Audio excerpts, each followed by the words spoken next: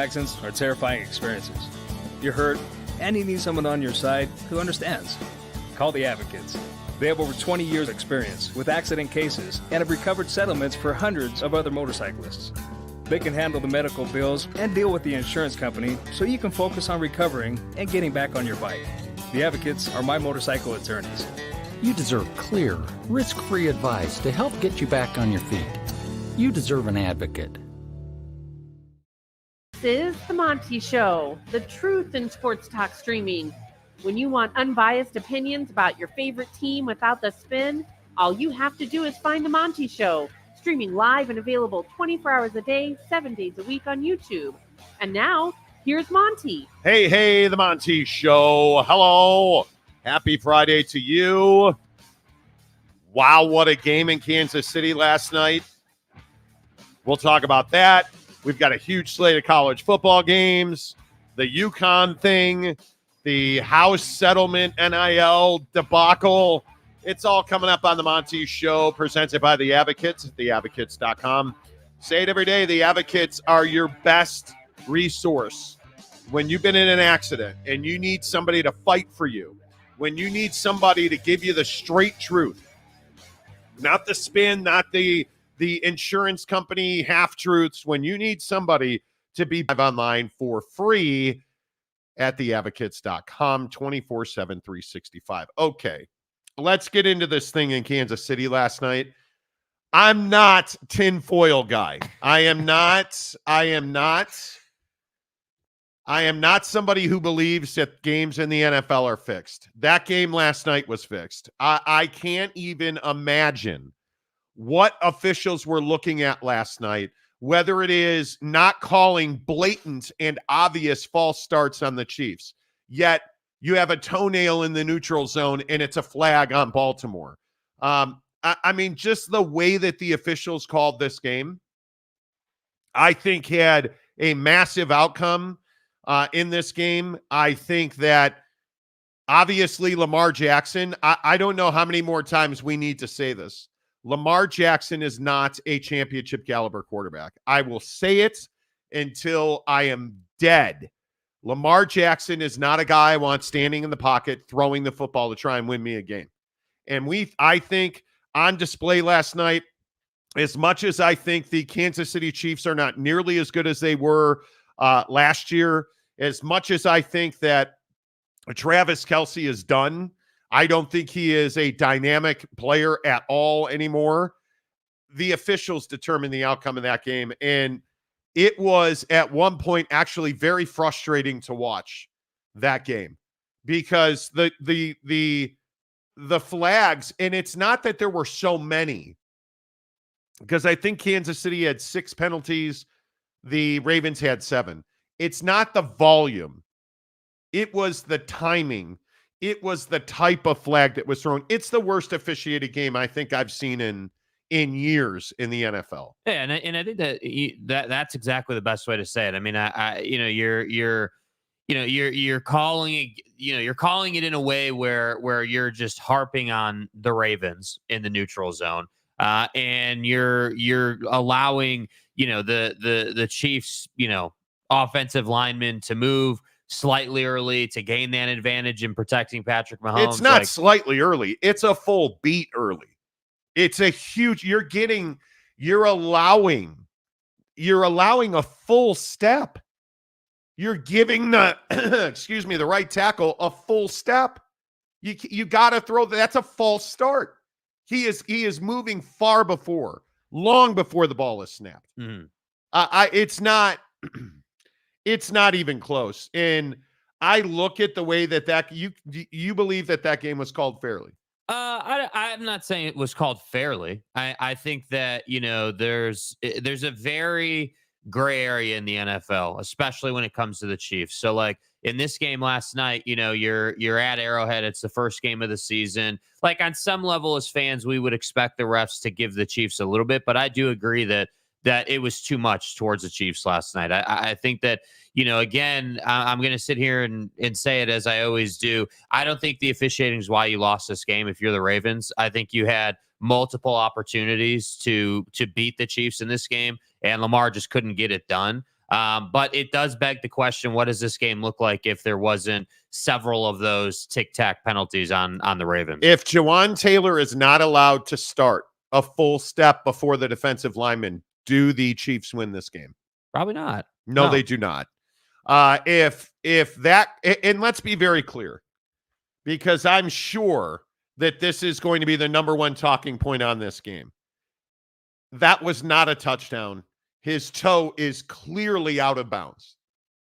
It's not even arguable. It's not a touchdown. The bigger issue is, if you're the Ravens, Lamar Jackson's not good enough. You just paid him a crap ton of money, and he's not good enough. How many times have we sat on this show and talked about Lamar Jackson having to stand in the pocket and deliver the football to a wide open Zay Flowers at the back of the end zone? Missed him by 3 feet. The throw to Lively at the back pylon where the ball is 3 yards out of bounds and not playable. Those are throws that every other quarterback in the NFL can make. Mm-hmm. Lamar can't make them. Has not ever been able to make them. Has never shown the ability to make them. But he continues to get a free pass because he can run, because, people say, oh, well, he can break a game open. He can be an X factor that way. And I'm sitting here saying, like, that's all cool and everything, but if you're not going to be able to hit Zay Flowers at the back of the end zone to give your team a chance to win that game right there, because remember, when they initially hit that play to the tight end, you're looking at this and you're saying, hey, that was a touchdown in real time. That was the initial reaction. And Harbaugh was saying 2-2-2. We're going to go and try and win this game. And so you figure, hey, if Lamar Jackson can simply make what I would characterize as a pretty basic throw to Zay Flowers, that's not there's no touch required on that throw. You can sling it in there as hard as you want to, and he'll catch it. You just missed it. And again, we talked about it yesterday when we were previewing this game, that I didn't think the Ravens were going to be able to win this game because Lamar Jackson has been unable to throw his team to victories. And, I'm watching this game last night, and, in the first quarter, first possession for the Ravens, I'm looking at Lamar and I'm saying, man, like he does look noticeably smaller, but I just don't love the pre-snap setup for him as a quarterback. Like, he's so nonchalant back there that I don't even think he gives himself a great chance to be successful. And I don't disagree with you. His mechanics are garbo. His footwork is, you look at the play, and I tweeted about it. You look at the play where Zay Flowers squats down behind the line of scrimmage at the end of the first half. He is behind his offensive lineman. The play is for him to leak out to the flat and the Lamar to throw a quick out. Lamar had so little feet under him, he almost fell down making the throw, and it went nowhere. His mechanics on the play to Zay at the back of the end zone, where it's 2 yards behind him, he's not on his feet. The throw to Lively is off his front foot, which is why when you look at him and this, the worst part about the touchdown that was a toe on the line at the end of the game, it was easily his best throw of the game. Easily his best throw of the game. Because it required no touch. It required him to grip it and rip it. And it's really unfortunate.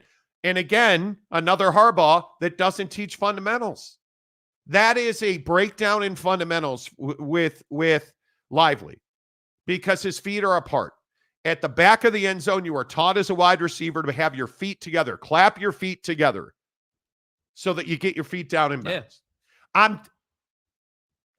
The officials played a huge role in this game.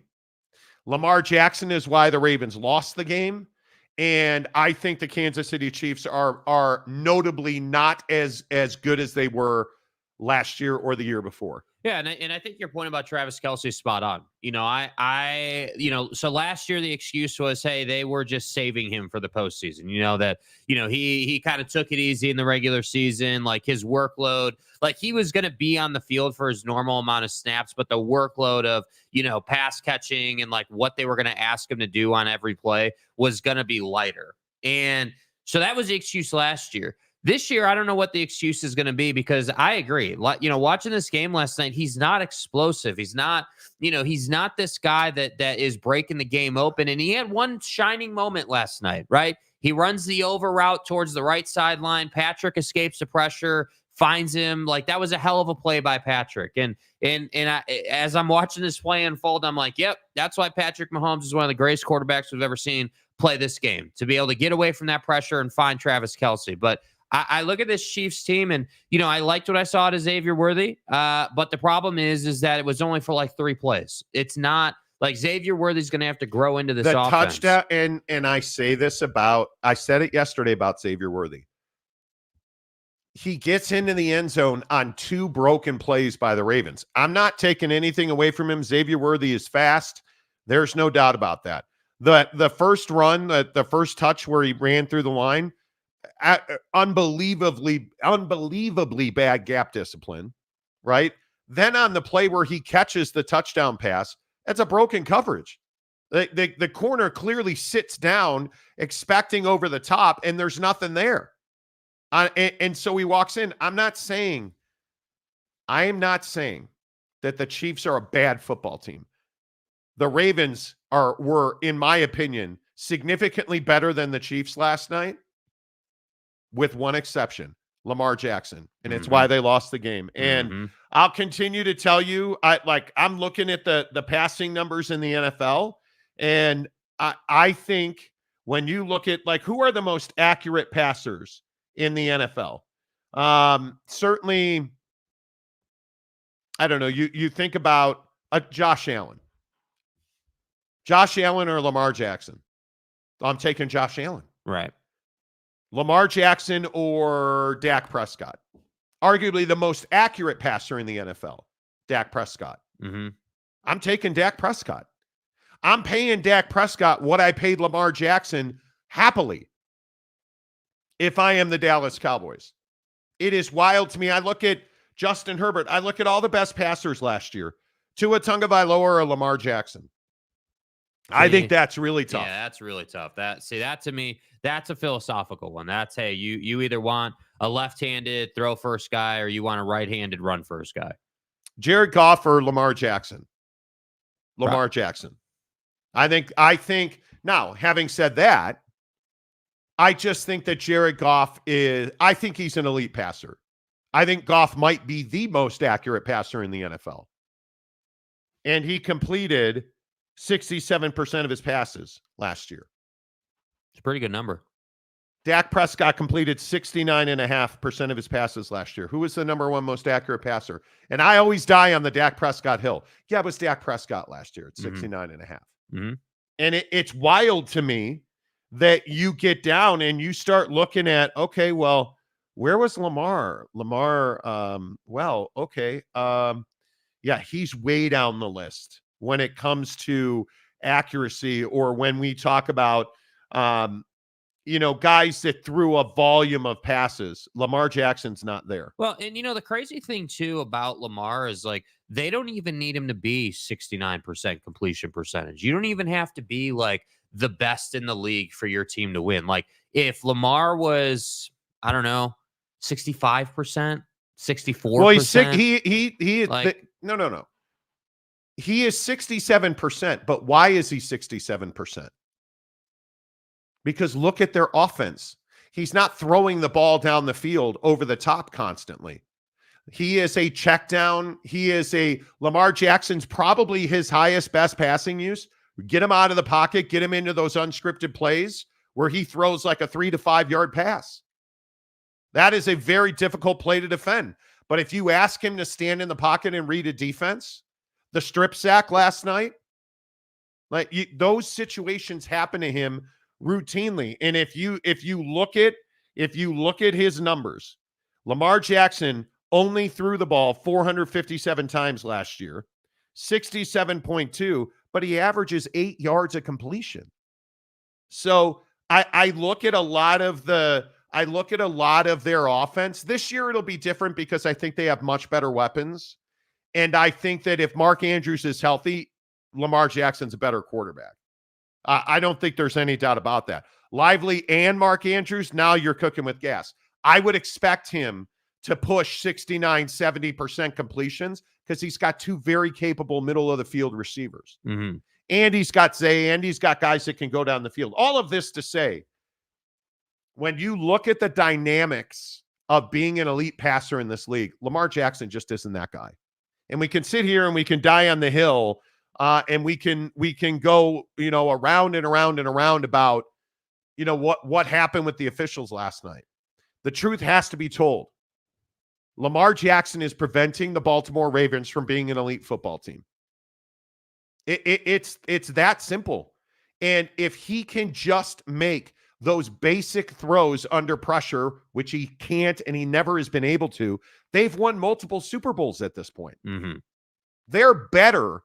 I don't think that, and I don't know what you guys think in the comment section, the Baltimore Ravens are a better football team than the Kansas City Chiefs. Why do they not win those matchups? Because Lamar Jackson can't get the job done. Can't get the job done. Yeah, and I think, there's a lot of talk about, this Mark Andrews, Isaiah Likely, comparison and who's better and where Isaiah can fit in the offense. And, is Mark Andrews going to be healthier? I just think that the Ravens at some point are going to have to turn into a team that doesn't just rely on their defense. I was surprised last night that Derrick Henry didn't have a bigger impact. Now, obviously, he's got the touchdown early in the game, but when it came down to it, did Derrick Henry really have this big, tangible impact on this game? Because I look at it and I say, it's not like they were handing it off to him constantly. I mean, as soon as the Chiefs started holding him to 2 yards a carry, they went away from it and went right back to who they have always been, which I was surprised about. Yeah, that is. We questioned it at the time, and I'll question it again. I don't understand what the thinking on Derrick Henry is. Because the idea was, and it was sold as, well, we want Lamar to be more protected. We want him to have to carry less of the load. He ran 16 times for 122 yards last night, Lamar. And you only gave Derrick Henry 13 for 46 and a touchdown. And why is that? Because you found yourself trailing for a significant part of the game. And that's when Derrick Henry isn't an effective running back. Now, if you're trying to grind the clock down, if you're up 3 with 5 minutes to go, okay, Derrick Henry's going to get the ball. But when you're trailing, you can't give Derrick Henry the ball. I think that's an awkward fit. And I think you look at the way that they used different guys. I am really surprised that you only targeted Rashad Bateman 5 times. I was really surprised by that. And apparently one of those times cost you the game-tying touchdown. So, allegedly. Yeah, I am amazed. There are going to be some questions out of this game, and I don't know. It drives me crazy. All right. I agree with what you said about the officiating in this game. I agree with the Lamar take. I still maintain that you got to understand, if you're going to Arrowhead, especially as a team that can contend for the AFC Championship, there's going to be some home field advantage officiating happening. And I think the NFL just needs to be careful with how far they're taking that, because when you can see John Harbaugh on the sideline saying, hey, you got to make sure you guys call it both ways, that's not a great look on your broadcast. That's not. Well, and the late, not even calling it on the late hit on Justice Hill, who I thought played very well last night. Yeah, that's clearly a late hit. Didn't call it. Yeah, your right tackle for Kansas City is moving repeatedly. Didn't call it. I don't understand it. I truly do not understand it. I don't. All right, let's get some of your thoughts in here. Mike Smith, no love for Chris Jones causing chaos versus the Ravens O-line. I thought he was great. Well, what did he do though? What did he do on the strip sack? What happened on that play? There was I don't know if it's a rookie, but a new offensive lineman brought in on that specific play who was matched up with Chris Jones. And what does he do? He eats him for lunch and then causes a fumble. You might not want to have the smallest running back on your roster blocking him late in the game. Yeah. But again, look at the last play. What did Chris Jones do on that last play? The last 2 snaps when they turned him loose, the Ravens just let him go. He gets to the quarterback, and Lamar steps up into the pocket and makes an unbelievable throw, and the guy's toe is out of bounds. I can't believe that. If you're a Raven fan, that must be maddening.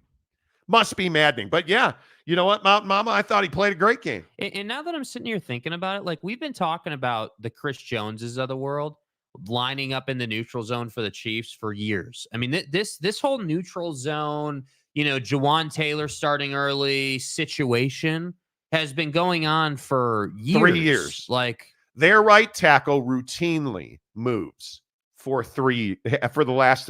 Yeah. It is a staple of Andy Reid's offense now. Because I can't remember who the tackle was before Jawan Taylor, but last year, Jawan Taylor, the most wasn't he the most penalized player in the NFL last year? Yep. So if you're an official, you're not waiting. Come on, Kelford. I love how Dak always is part of the conversation. Always. Well, he has to be, and you know why? Always. You know why though he's part of the conversation? Because he hasn't won. He hasn't won a Super Bowl. And I love how it's that Dak got beat by Jordan Love. It's not that the Packers beat the Cowboys. Dak got beat by Jordan Love. Yeah. Yep. Hey, you're the starting quarterback of the Dallas Cowboys. I get it.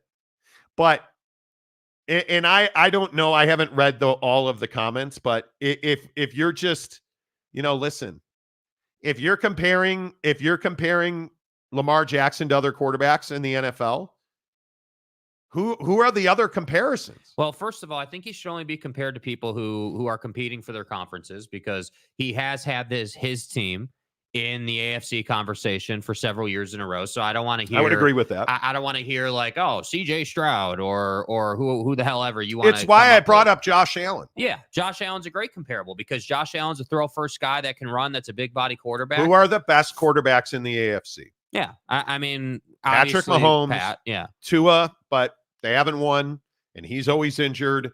So I think Tua's less of an example. But if you look at hot button quarterbacks in the NFL, is there any other hot button quarterback but Dak Prescott? No.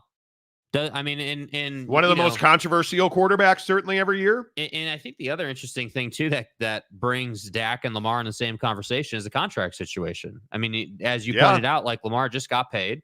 And that was a battle with the Ravens to get that done. And a holdout was looming, and then they figure it out. And then, you've got the Dak situation where people are starting to legitimately think that Dak's going to play for another organization because they can't tag him. Jerry's not looking to pay him. And I'll continue to die on the Dak hill. Yeah. He was one of the best quarterbacks in the league last year. It is not his fault the ball hit CeeDee Lamb in the hands.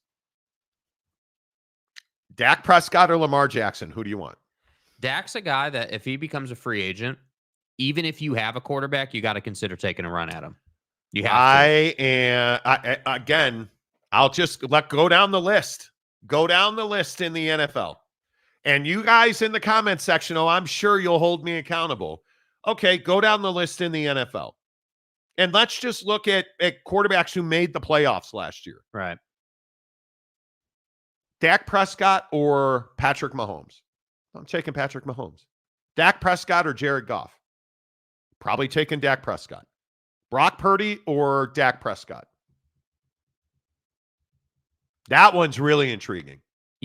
I think it's really close. The numbers are going to tell you it's Dak, but I think... I think the numbers tell you, especially in the postseason last year, Brock Purdy was not great in the postseason last year. And that's what I was going to say. There's some inconsistency for Brock in the big game, but that's the conversation I think we have to have with Dak when you're looking at this list. Like when you hear a name, is that someone you immediately say, yeah, this is a big game performer? Because that's been Dak's biggest struggle. Do you guys understand? They played one game. He was 41 of 60. God damn. They threw the ball 60 times. Yeah. And it wasn't good enough. I said 60. Do you realize he played one game? He threw the ball one more time than Lamar, who completed 61% of his passes in the postseason. Yeah. He threw the ball more than C.J. Stroud, who played 2 games. Dak played 1. Baker Mayfield or Dak Prescott? Dak. Dak Prescott or Jordan Love? Dak Prescott. Dak Prescott. Dude, the only way Dak's getting over the hump is if he wins. I have not seen a single thing from Jordan Love that's like, oh, man, he's one of the best passers in the NFL. Because I don't care. I will throw hands. He's done what Dak didn't do. I have beaten wholesale ass for less. Dak Prescott is one of the best pure passers in the NFL. Does he win in the postseason? Clearly not. Clearly not. But let's not sit here and pretend that Dak Prescott is just that guy, and we all love to say, oh, he sucks. Did he suck last year? No. Dak Prescott was arguably the second best quarterback in the NFL last year. So we can sit here and die on the hill, but how many of these guys are you taking over Dak Prescott? Not many. We're talking about Brock Purdy completing 61% of his passes in the postseason. And Dak was asked to throw it 60 times in a game. Come on, man. Come on. Anyway. Yeah. Anyway, I put a bow on it by saying Lamar Jackson. I'm not a Lamar Jackson guy. He's the reason that they're struggling. San Diego State, Glenn. Monty sure is willing to die on multiple hills this fine Friday. Can't disagree, though.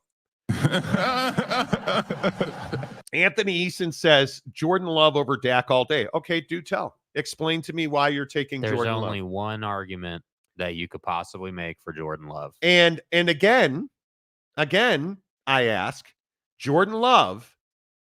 was Jordan Love just over the top amazing last year? What was, if we look at him from a statistical angle last year, 64%, 4,159 yards, 32 touchdowns, and 11 interceptions. Good, not great. Good, not great. And now you're in a division, and let's see how he does in the division with what is probably the best offense in that division. Right? The guy's loaded. So what are the excuses going to be? Here's the problem. We need to decide how we're going to have this conversation about Dak. If you want to have a numbers conversation, like if you want to have a regular season MVP conversation, Jordan Love can leave the room. Like Jordan Love can get the hell out of this conversation. If we're talking about, postseason success, Jordan Love has an ace in the hole against Dak specifically. And I know it's not Dak's fault that the defense can't stop Jordan Love, but it is Dak's fault that you didn't score more in that game. It is Dak's fault that, the offense seemingly just couldn't put up enough points. And again, it's one of these situations where it's just very cut and dry. Like if Dak had won the NFC a couple of times, even we wouldn't even be talking about Jordan Love. We wouldn't even be. That's the I don't hard disagree. Part. It's not that Dak sucks. The problem is that there's always an excuse every year as to why the Dallas Cowboys don't get further. And when you look at this game last night, Lamar Jackson is clearly the reason why the Ravens didn't win this game. Yeah. And yeah, we can talk about officiating. We can talk about this and that. I don't dude is wide open by at least 4 yards all around him in the end zone in a compressed situation. He's wide open and you missed him. Dude, if Dak missed that throw, Buddy would be out of the league. Oh my God. Bro, if Dak missed that throw, what would people say? And that's my point. When you're the quarterback of the Dallas Cowboys, it works both ways. You're either the hero that, saved the organization and oh my God, you're like the best thing ever. But nobody wants to talk about them winning the wild card 2 years ago in Tampa. Because nobody wants to, nobody wants to talk about that. Nobody wants to talk about, the fact that I look at the offense in San Francisco. Like, are we really believers that Dak has the talent? I don't know. I don't feel like arguing about Dak. I'm not taking Tony Pollard over Christian McCaffrey. I'm not doing that. I'm not taking, Michael Gallup over Debo. I'm not doing that. I'm not taking. I agree that CeeDee Lamb is a good, not a great wide receiver. That dropped pass last year for a first down is inexcusable in the postseason. Yet you paid CeeDee Lamb and you haven't paid Dak Prescott. Which just makes zero sense. Justin Bemis, hello. I would rather have an average Green Bay and win the big game than have an elite QB and lose every year in the postseason. I don't disagree with you. I think the systematic issues in Dallas, their decisions on the cap, you brought Zeke back after letting him go. Yeah, maybe the question we should ask is, hey, if Dak was in a different situation, how much winning is it? If he's the quarterback of the 49ers, how many Super Bowls has he won? He's got 3, at least. That's my point. Yeah. There you go. Yeah. I hope you don't take Gallup over Debo. Gallup retired. Well, but my point is, that's the kind of receiver he's had. Yeah. Right? That's the kind of, and he hasn't had Tyreek Hill. He hasn't had, he hasn't had Justin Jefferson or Jamar Chase or whoever you want to point to. Yeah. Eric and Raleigh. Do you think Dak refuses to sign a new deal with the Cowboys because he wants to play somewhere else? I don't know if refuses, but would it surprise anybody if Dak Prescott was wearing another uniform next year? Why would he acquiesce? He has all the leverage. Yeah, I wouldn't. I wouldn't. He's got and this is the thing you can't get away from if you're a Dak hater.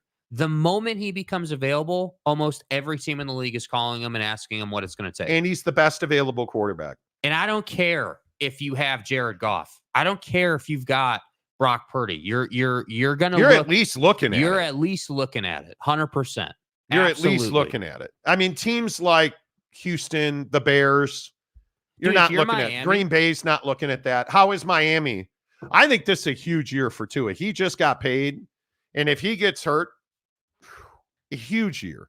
Huge year. In my opinion, huge year. But anyway, let me get a couple more because you guys have been great in the comment section today. Let me roll up a little bit. The awkward guy. That's why they need to let Dak walk. Run out there with Cooper Rush, suck for a season, and then draft Arch. I mean, that's one plan, but Jerry Jones ain't getting younger. Jerry Jones is getting no younger and claims he's doing everything he can do to win a Super Bowl. Yeah, okay. We'll see about that. John Dry. Hi, y'all. Guns up. Pew, pew. Hey, y'all. Yeah, I don't disagree. San Diego State. Glenn, what about the KC defensive coordinator calling a timeout? Another example. Which is not allowed. Yeah, another great example. Spags running down the sideline calling a timeout should have been a penalty. Did they call a penalty? No. Did they give Kansas City the timeout? Yes. It's wild. Hans Stoley. Ravens fan here. We expect games like this, dude. As a Ravens fan, are you pro or anti-Lamar?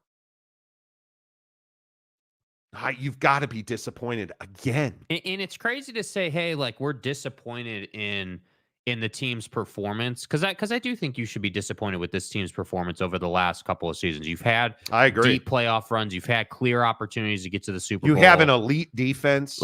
Secondary is unbelievable. Roquan.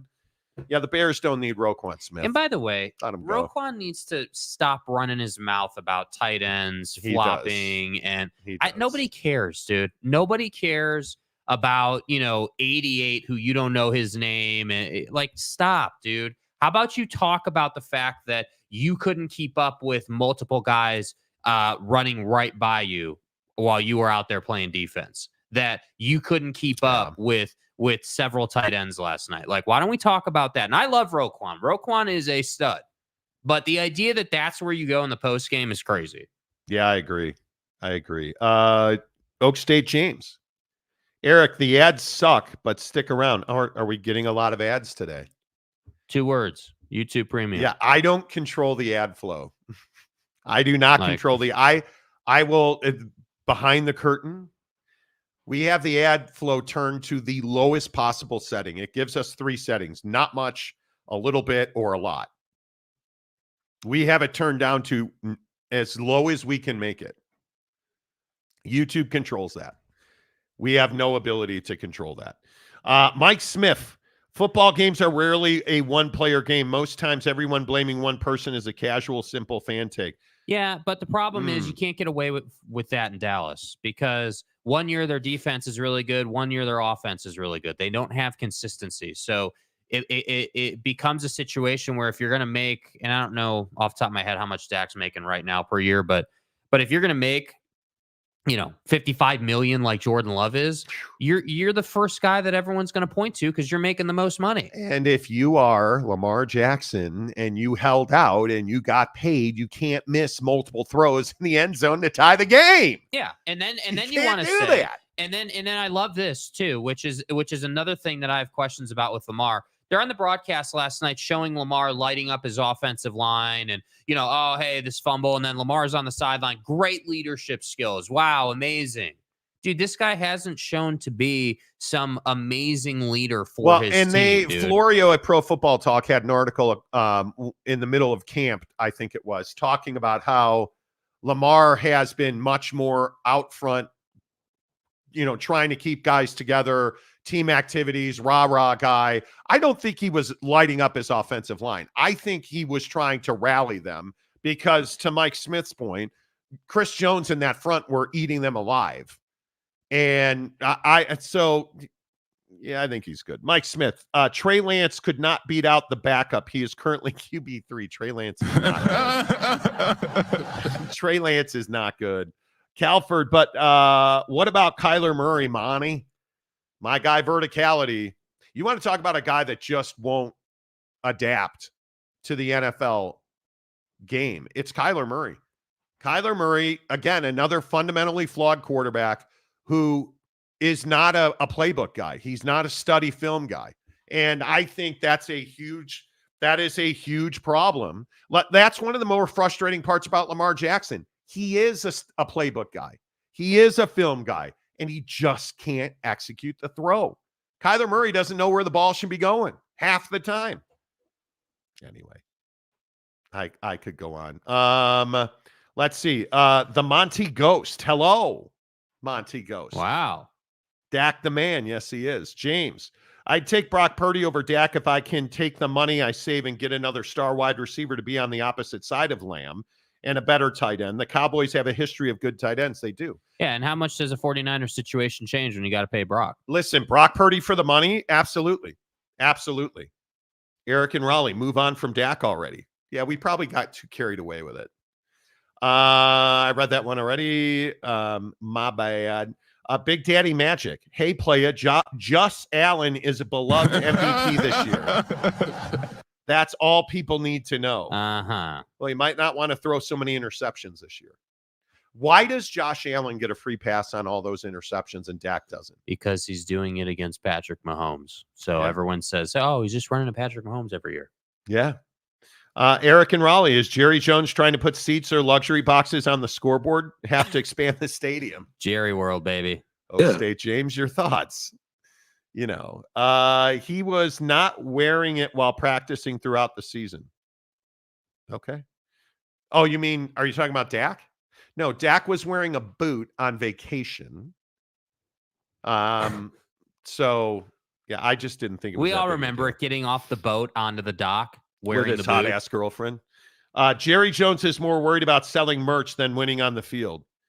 He's not getting younger, man. Yeah. He is not getting younger. I think that's for sure. Again, Dak getting older does not mean he was delicate or cannot get through a season. No, I agree with that. I don't think that he's getting. Dak is any more quarterbacks age better now than they ever have just because of the way they engineer their bodies. Mm-hmm. So are we still complaining about ads? Shake my head. Apparently so. Paulo, go Horns, 15-point win. We'll have a preview of that game coming up. A couple more. Willie Wilson, YouTube music, less than $19 a month. No ads on 5 channels. Oh, there you go. There you go. I had no idea. No idea. Texas is winning by 3 touchdowns tomorrow.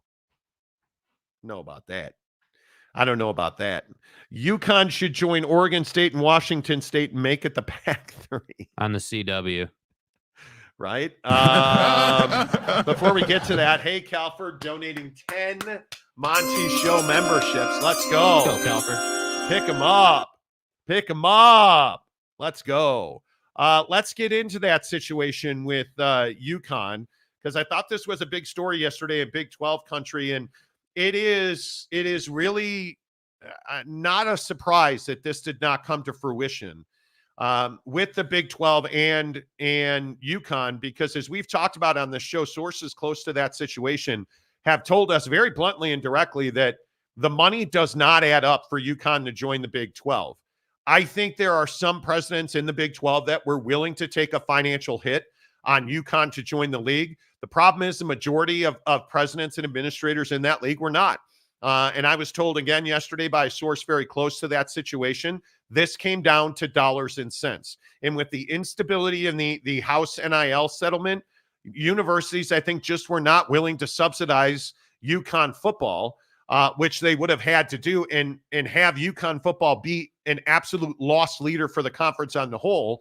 That is something that Brett Yormark could not sell to his constituents. As much as you want Dan Hurley and that men's basketball program and the women Husky program as well in the Big 12, there was no way you were going to be able to subsidize UConn football to the level that you would have needed to, even if they did not come into the conference in 2031, even if they had waited till 2031 or not come into the conference at all.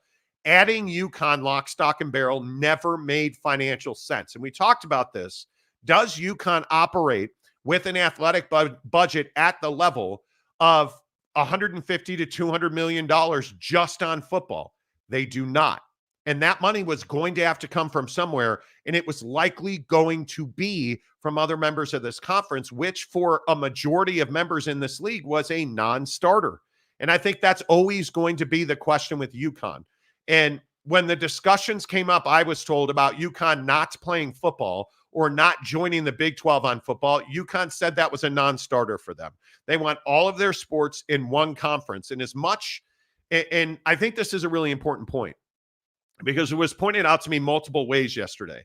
As much as UConn has love and respect for the Big East, they are well aware that being an independent in football and being a team really with the level that they play out in college basketball, leaving significant millions of dollars on the table every year, they really wanted to find a way to get a Big 12 move done for all of their sports, but it just didn't make financial sense. And especially on the same day this announcement was made, the House settlement on the NIL stuff completely fell apart, and it looks like that's going to head to trial. I think, Jake, we've been pretty spot on with this one again. It just never made financial sense for UConn to join the Big 12. Yeah, and it's really unfortunate because, like you said, I mean, the basketball programs at UConn are dominant. They're highly valuable. They'd be a great addition to the conference. But, I think the Big 12 is keenly aware that, they can't afford a mistake right now with expansion. You obviously want to look at expansion opportunities. You really, of course, want to grow your conference, grow your brand, grow your footprint, as they always say. But you're not going to do that in a way that brings you risk or, exposure, if you will. You're not going to, force an addition of UConn's basketball programs into the conference, while having to take on a football program that just is, just brutal, honestly. Like, it's just not good. And I think that's the hard part. And I think, the Big 12 handled this well. I think Brett Yormark continues to be a phenomenal businessman. I think the relationship he has with his administrators at the different schools in the Big 12 is one of the main reasons that the Big 12 has been able to grow, has been able to build this security in the conference. And, I think at some point UConn will find their way out of that situation. But I think what this, negotiation, if you will, what this look into expansion and going to the Big 12 did for UConn is it showed them, hey, like, we got to improve the football situation somehow. And that doesn't mean that you got to go out and compete in the college football playoff. But what it does mean is that you either need to stop playing football or you need to figure out a better stadium situation that is more attractive to a power conference. Well, I think the stadium point is a very well-made one, because when you look at the way that UConn operates football, they rent a stadium. They lose money on tickets and concessions. They lose money on branding. And frankly, as an independent, they don't have a media deal that pays them significant dollars. And it's becoming a point where if you are the Big 12 and you already have a smaller rights deal leading up to 2031, and as I explained on the show previously, this is why you weren't going to add UConn football until at least 2031, because you're not willing to rebate UConn for being a really bad football program. And I think we saw that in week 1 where they got torched. It just never made a lot of sense. And again, I think the stadium point is a really good one. There's no fixing that. They don't have land on their campus to build a stadium, nor do they have the financial resources to build an appropriately sized revenue-generating football facility that could house lacrosse and soccer and track as well. They don't have those kind of resources at UConn. The state does not have those kind of resources to allocate. And the real problem here is UConn is committed to football. UConn is not in a place, at least not right now. And I think those words are really important. At least not right now. UConn is not in a place where they are willing to either drop football as a sport or join a different, smaller conference to make some kind of money, because that breaks up their athletic department, which is something UConn doesn't want to do. And I think we all have to remember UConn is in the exact same model as Notre Dame is. The only difference is you're talking about an iconic, historically important program at Notre Dame that has a free pass into the college football playoff system. And you're comparing that and contrasting it with UConn, who has no history in college football, is not a powerhouse, doesn't have a stadium, and doesn't draw a TV or an in-stadium following. It's a really tough situation for UConn, and I think wisely so. UConn tried to leverage their success on the basketball court to prop up their football program, and I don't think they ever got close to doing it in the Big 12. I was told yesterday that there was never agreements in principle. There was an agreement between the Big 12 and UConn that they had, a like-mindedness, that they were pushing in the same direction, that they wanted to build a basketball powerhouse, which is what UConn was selling the whole time. But I think you're looking at a commissioner and presidents and administrators in the Big 12 that are far too savvy and understand they don't have a lot of financial flexibility in the Big 12. They're not getting $100 million per school for a TV deal. They're not, generating significant private equity money or over-the-top revenue with a $50 to $80 million TV distribution like the SEC is. Mm-hmm. They're not doing that. In the Big 12, your question is, are you going to have more than your conference champion in the college football playoff? Whereas in the Big 10 or the SEC, it's how many of us are getting in. Is it 3? Is it 4? Because it's certainly going to be more than your conference champion. Certainly. Right? Certainly. You're just not in a place where you can afford to take a financial risk of this magnitude. I think it's a very savvy move by the presidents of this league. Yeah, and I also think, the notes and lessons learned out of the ACC adding SMU and how bad that looked, I think is something that administrators, are just a little wary of. Not to say that adding UConn, with their specific situation would look as bad as the ACC did, when they added SMU. But I think, if you were to have pushed this forward and you were to have added UConn, given their specific situation, the first thing everyone would have said is, well, all you guys are trying to do is be good at basketball and you're not a football conference. That's what the haters would have said. And I just think that the Big 12, while they're clearly not the best football conference in the country, they're the best of the rest. And what I mean by that is the ACC's got nothing on the Big 12 on the football field. The Big 12 is superior to the ACC. You want a basketball conversation? Fine. But on the football field, the Big 12 has them. And I think the Big 12 appreciates the fact that they can be the little brother, if you will, to the Big 10 and the SEC, and they don't want to mess that up, and I don't blame them for that. Yeah, and then there's this NIL situation, and if you didn't see this yesterday, this was not that surprising. They go to court to have a judge approve the settlement, and the main sticking point, as it turned out, with the NIL settlement in this House case is the plaintiffs really, I think, drawing attention to this booster component where the defendant, in this case, the NCAA and its membership, want to be able to lock out boosters from paying players directly for anything that's not name, image, and likeness related. And the struggle right now for the NCAA is that you have a situation where you have boosters hiding payments to players in the name of name, image, and likeness. Hey, why don't you come cut a 30-second spot for my tire store? Here's $55 trillion for that, right? Like these overpayments where boosters are clearly paying a player to come to a school. Well, the problem is courts across, parts of this country have said, and they have really put a stop in place from the NCAA enforcing those rules. You are not allowed to tell a kid how much money he can get and for what purpose. That's essentially what courts have said. The kids and athletes in college athletics are allowed to say, hey, give me $500 and I'll put my face on a t-shirt, but give me $5 million and I'll come and play for your university. The NCAA wants to say you can't take money for an agreement to come and play at a select university. Well, courts have said that's not lawful. And they have put an injunction in place to stop the NCAA and its memberships from enforcing that rule. And that crept into court yesterday when the judge in the House case said, hey, we've got to address this because when you tell people how they can get paid and why they get paid, that's not the most popular opinion in the world. And I agree. And I think at this point, there is no other outcome than for this NIL lawsuit to go to trial. And if it goes to trial, I think it could be a complete disaster for the defendants in this case, in which would be the NCAA and its membership. I think it's a complete disaster. I think yesterday was a win across the board for boosters. I think it was a win across the board for this, what's the right way to say it, Wild West mentality that we have that is clearly pervasive across NCAA athletics right now, where there are no longer bagmen. There are just stacks of cash being handed out in broad daylight. I think that's what was won yesterday.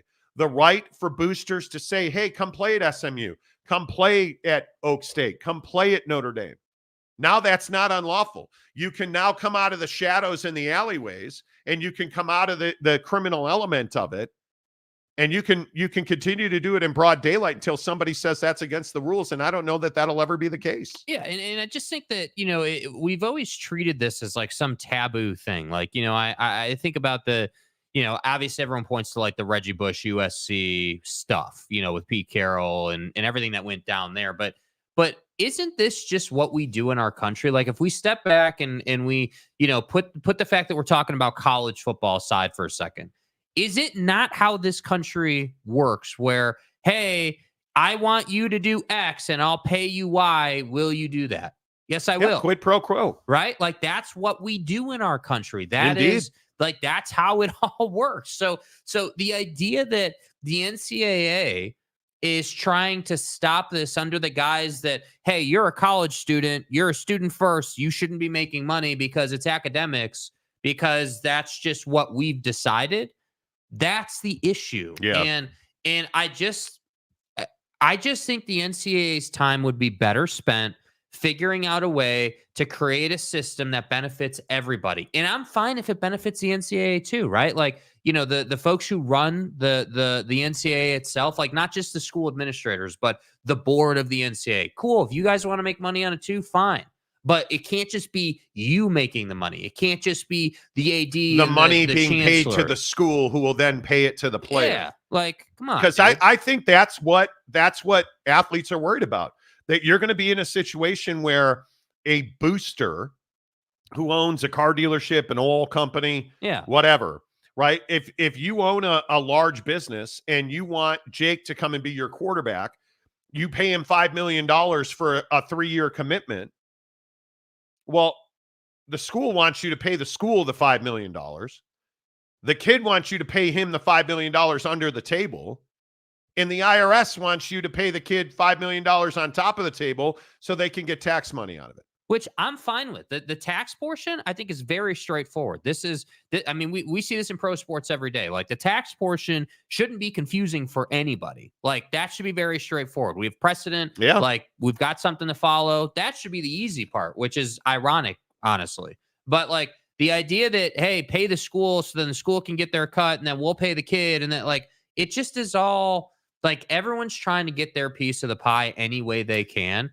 And it feels like we're scared to just say, yeah, hey, dude, booster can pay the kid. And what's crazy is no one wants to say, hey, if the kid is that good at football and they come and play for your school's going to benefit and you're all going to make money. Well, and I think the other part of this is Super League.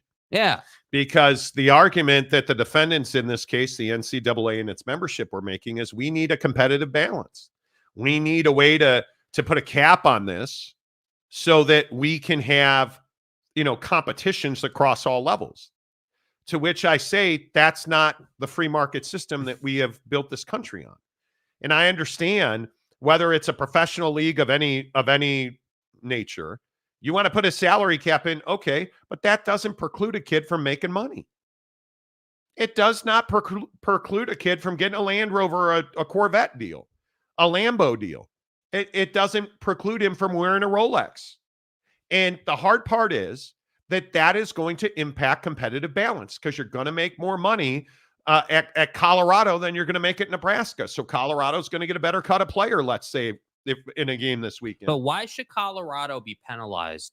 Because they prioritize the modern day business. They shouldn't be. But this is why we need a Super League. Yeah. And if this goes to court and if this goes to trial, the NCAA is going to wind up paying out more money on this. So you're going to need to make more money on this because now I don't see any way that football's not a $200 million operation. It has to be. Wasn't it? How is it not? We were looking before, and Ohio State's already like 180 plus, like 190, I think. Making $200 million plus. Yeah. Like you're looking at a situation where player compensation is going to push football into a $200 million business. And you need a Super League. And I go back to what we've reported for over a year. I go back to what Kyle Whittingham has said, the head coach at Utah, about how it's inevitable. We're going to have a college football championship on a Saturday and a Super Bowl on a Sunday. We're going to have an NFL playoff model. We are going to pay players. I'm telling you, it's coming. Yeah. It doesn't mean conferences are going away. It means that football conferences are going away. We won't have SEC versus Big Ten anymore. We'll have the AFC versus the NFC in college football in some model or form. But if you're so worried about competitive balance and the implications of the booster, all this is doing is pushing you closer and closer to a Super League, which is where we should all be pointed at right now. It's as simple as it can be said. And by the way, if you don't think that the private equity deals that just got done in the NFL are going to have an impact on college football, you're crazy. Because that's all that is. That's setting a precedent. That's saying, hey, well, look at what they're doing in the league, right? 10% ownership of a franchise. Why wouldn't we do maybe not ownership of the school, obviously, but 10% stake in the returns on profit in our football program? You either win enough games to get in or you don't. And if you don't, you're not in. You want to make the postseason? Like that's what needs to happen. And by the way, don't cry me a river from these schools who are like, oh, well, it's unfair, even though we haven't invested in the last 10 years and we haven't done any winning and we haven't paid our fair share. Now we want our fair share. That's and real the quick, problem. before we get to your comments, this is why Dabo's such a problem. This is why Gundy's such a problem. This is why Nick Saban retired, because they don't want to deal with this. But you better, because you need to. It's here, whether you want it to be here or not. UW fan Jim, why is the salary cap in the NFL legal? It absolutely prevents players from getting paid more. It does not. The difference is a salary cap is how much the team can pay its players in totality. The NIL suits and the house suits are boosters and outside entities paying kids for Nike deals. Hey, endorse my car dealership, endorse my restaurant, endorse my My happy ending My massage convenience parlor. store. I was going more massage parlor. Anyway, that's why it's different. And I also think a salary cap is what is needed because universities have the right to pay their players. And their player compensation will be between $20 and $23 million a year, which already prices teams like UConn out of football. Right? So it's not that there's not going to be a salary cap at the NCAA level. There is. We're not arguing over schools paying players. We're arguing over the NCAA wanting boosters to report and pay the school who will pay the player. Yes. Instead of allowing the player to take as much money as he wants from anybody. That's the issue. Hey, I'm Shedeur Sanders, presented by DraftKings. Can gambling operations pay college football players? It's a very interesting question. Very interesting question. Mike Smith, because the NFL and Players Union agreed to it. Well, and that's the other thing. And it's collectively bargained. Yeah. I mean, the NFL is so much more organized, right? I mean, it's such a, like, by size of, like, humanity, it's such a smaller entity than a nationwide NCAA, hundreds of schools. Like, you're comparing a grain of sand on the beach to the ocean in this case. And I think unionization of college football athletes or college athletes in general is coming. There's already bodies doing it. So I don't think we're far from that at all. Willie Wilson, yep, probably want to wait on ACC, which makes good business sense. I'm curious what happens with the ACC situation. I'm very curious because Brett Yormark's got his ducks in a row on the ACC. So I think that's something to watch. Paulo, NIL is good for local businesses. Some, yeah, certainly for some, no doubt about it. Nick D. Nice D, Nick. Yeah. The CAC. We need 4 regions where they play a round robin. The 4 region champs go into a playoff, but it's too complicated. You're thinking of it the wrong way. Like you're thinking of like, hey, like from a national perspective, it's not going to work that way. You're going to have the Super League where you've got the NFL playoff model, and it's going to be extremely straightforward. You're not going to have round robin. Yeah, I think that's critically important. Yeah, you're just going to have head-up matchups. Loser goes home. Yeah. Like, you're not going to have double elimination, NIT brackets. Like, we're not doing that. That's not happening. I cannot believe Lamar. The highlights are on TV from it's last wide night. open, bro. Oh my God. The Zay Flowers throw is egregious. I mean, missed him. And by the way, to your point, what kind of throw is it? It's across his body from right to left. That's why he missed it. Because he doesn't have the mechanics to make that throw. Oh, so bad. Let's see. Mike Smith. That is what I understand as well. Pausing the UConn edition due to precedents, I believe, is a way to try and pressure UConn to drop the idea of adding football to the Big 12. I think it's a non-starter. It's also why I think Gonzaga has so much leverage. Mm-hmm. And why Gonzaga has been comfortable to wait.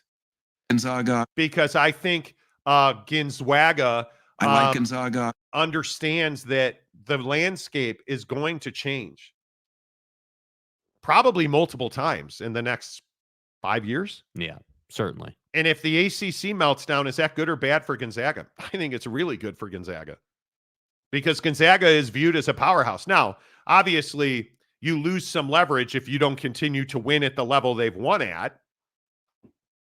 But that's the game that we play. That's a game we play. So I think it's a very interesting. The Big 12 has no business subsidizing UConn football. And I know we've talked about that ad nauseum. Mm-hmm. No business at all subsidizing that. No, nor should they. Big Daddy Magic. Playa. You are sad devotion to the outdated Notre Dame is fascinating character flaw in your almost perfect character. Okay, I don't know why it's a sad devotion. Why are you sadly devoted to the Buffalo Bills? Notre Dame, our mother. Like, what do you mean sad devotion? What are you talking about? Mike Smith, I missed that Yormark Gonzaga sound drop. Yeah, you like that, dude? Jake likes that drop a lot. Yeah. Gonzaga. You know. Gonzaga. How can you add UConn when you have the ACC on the brink of divorce and having to fight out custody disputes with much more flexible schools? Because I think if you were able to get UConn without football, that strengthens your position with Virginia, Louisville, Duke, Carolina, who you're not getting, Florida State, Miami. I think it strengthens your position because you look at what UConn represents. A win over UConn is a massive win with where they've built both men's and women's basketball. And I think the revenue stream that men's and women's basketball has become dictates that you have partners who are dedicated to basketball. So if you are the Big 12 and you can get UConn and Gonzaga, that gives you incredible leverage to make phone calls if the ACC melts down. Yep. Which is why Brett and his constituents in the Big 12 have been so focused on expanding with the right partners. Yeah, and I think that's why the Gonzaga thing just hasn't quite happened yet, because it's a timing thing more than a fit thing. It's a clear fit. It's just I would guess for the Big 12, when you add, think about how the whole Pac-12 thing went down. Like the Big 12 was real keen on making sure that they didn't add like a school this week, a school next week, a school the following week, and a school a month later. Yeah. They wanted to have one announcement, one press release. Hey, we're adding the four corner schools. Like, this is what we're doing. They're coming in. And so if you think about it, like, it doesn't make sense for the Big 12 to go and add Gonzaga and then add UConn and then add Louisville and the AC. Like, they're going to want to do that in one swoop. Yep, I agree. All right, let's get to work on some games. Hour number 2 of the Monty Show, presented by our friends at Canyons Golf. Canyons Golf, the official golf course of the Monty Show. Hello. Love Canyons Golf. I've got the big Indian wedding starting tonight and tomorrow. Can't wait to get out on the course on Sunday. Iron swing feels pretty good right now. I have just enough time. I have about 90 minutes where I'm allowed to go to the driving range tomorrow morning. And then I have to put my balls back in the Mrs. Monty jar, and I have to, put on the full Indian outfit and go to this wedding tomorrow. But I'm telling you, I can't wait for Canyons on Sunday. Going to crush. It's going to be amazing. There's nothing better than playing golf at altitude and watching your ball fly. That's what you get at Canyons Golf. Never mind that it's in a world-class resort like Park City Mountain Resort at Canyons Village. Never mind that you can play 18 beautiful holes of golf and then get a world-class meal. Never mind that it's priced like a Muni. Never mind you can book online. Never mind that you get concierge service where they carry your clubs. You get GPS and a beautiful cart. You see wildlife. Oh, it's all good at Canyons Golf. I'm telling you, folks, hook it up online. Just search Park City Canyons Golf. Book your tee times. Tell them you heard about it on the Monty Show. Let us know when you're going to be up there. I'd love to play golf with you guys. Let's hook it up. Canyons Golf, the official golf resort of the Monty Show. Hey, Monty. All right, let's get into the games, you guys, because I think tonight, this BYU SMU game, this is a big game for BYU. Obviously, this number, Jake, how surprised are you that SMU is County? It's not Tarrant County. Sorry, my bad. It's Dallas. Just read their jersey. My bad. How surprised are you that SMU's an 11.5-point favorite? Yeah, I'm pretty surprised by that. I think that, number one, BYU typically, BYU, suffers from people just not knowing them quite often. I'm a big believer that, BYU has the ESPN relationship and they're on national TV pretty regularly, but somehow people don't know what's going on in the BYU football program or why they would be able to beat a team or whatever the case might be on any given year. And this year's no different. You look at this BYU game and, I think people just look at last year and they're like, oh, well, hey, they struggled in the quarterback room.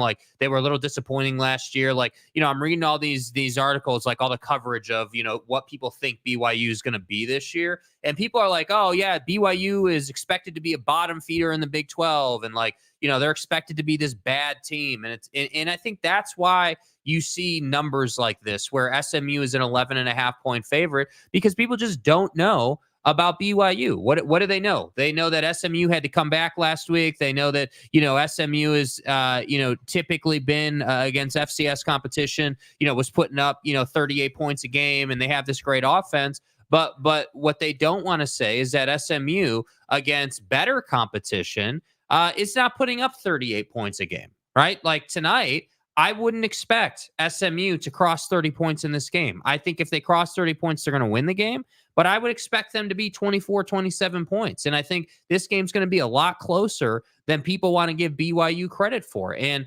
I'd agree with that. I think that this game is going to be like, the reason this game is so important for BYU is because this is really a week by week proving ground for Retzlaff in the offense. People are not going to just buy in hook, line, and sinker that Jake Retzlaff is legit and can lead this team until he shows them week in and week out that that's the case. And I think that's why you get crazy numbers like this. I'm very interested to see SMU's secondary tonight, because I think, the formula for BYU is not difficult to win this game.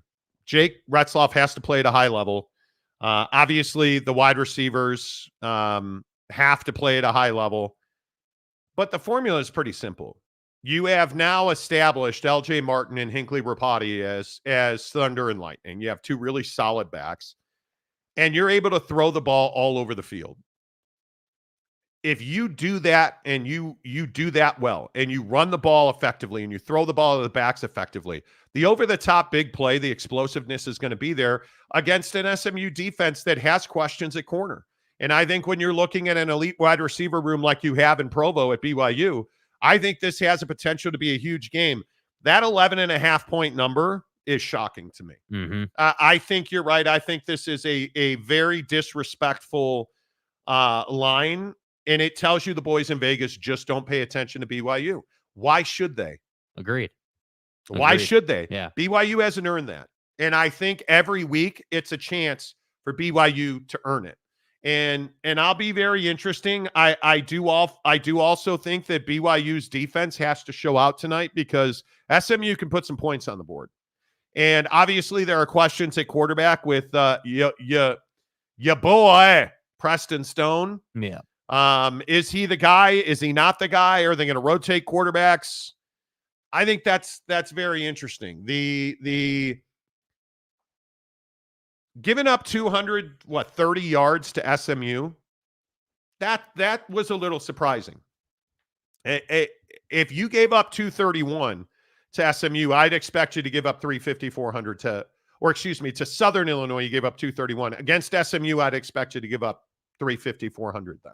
Mm-hmm. Yeah. I would agree with that. I think that, looking at, last week's performance for the BYU offense, you got to really consider the fact that, three guys in that receiving room had more than 60 yards, multiple receptions. So I think that offensively you have what you need to go and win this game, but the question's just going to be, can they execute? Because I don't have any doubt you've got the talent. I don't have any doubt that you've got the scheme. You can keep up with SMU. SMU's not one of these teams that's just head and shoulders better than you.